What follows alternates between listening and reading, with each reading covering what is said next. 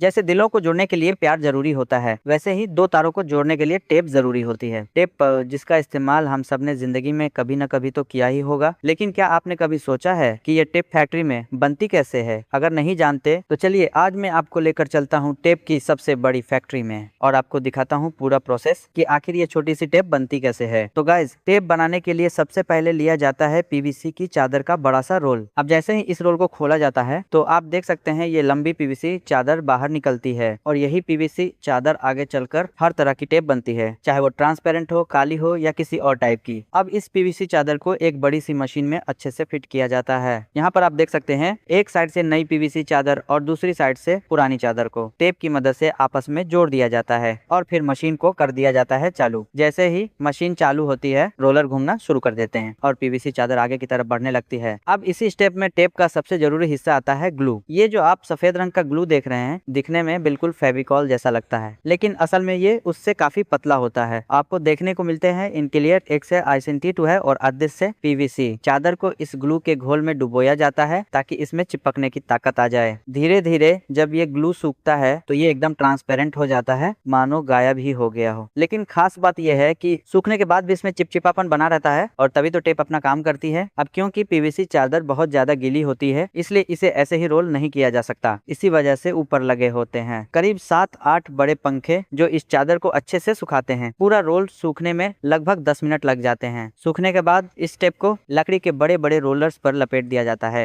पुराना रोलर निकालकर नया रोलर मशीन में फिट किया जाता है और इसी तरह एक एक करके बड़े बड़े टेप के रोल तैयार हो जाते हैं। लेकिन गाइज, इतना बड़ा टेप का रोल कोई खरीदेगा नहीं, इसलिए अब बारी आती है कटाई की। इन बड़े रोल्स को उठाकर दूसरी मशीन में फिट किया जाता है, जहाँ ब्लेड वाली मशीन की मदद से इन्हें छोटे छोटे रोल्स में काटा जाता है। यही छोटे रोल्स होते हैं जो हम अपने घरों में या बिजली के काम में इस्तेमाल करते हैं। रोल कितना मोटा होगा, ये सब इसी मशीन से तय किया जाता है। कटाई के बाद सारे छोटे छोटे रोल एक एक करके क्रेट में रख दिए जाते हैं और फिर इन्हें ले जाया जाता है पैकिंग सेक्शन में। पैकिंग के लिए पहले प्लास्टिक की कवरिंग ली जाती है, उसके अंदर ब्रांडिंग का कार्ड डाला जाता है और फिर एक एक करके टेप के रोल उसमें फिट किए जाते हैं। इसके बाद मशीन से इन्हें अच्छे से सील किया जाता है और हमारी टेप की पैकिंग एकदम बढ़िया और मार्केट रेडी हो जाती है। अब ये टेप फैक्ट्री से निकलकर सीधे दुकानों तक भेज दी जाती है, जहाँ से हम सब इन्हें खरीदते हैं। तो बताइए गाइज, आपने कभी टेप का इस्तेमाल किया है या नहीं, और ये पूरा प्रोसेस आपको कैसा लगा? कमेंट करके जरूर बताना। मिलते हैं अगले वीडियो में। Take care, good bye.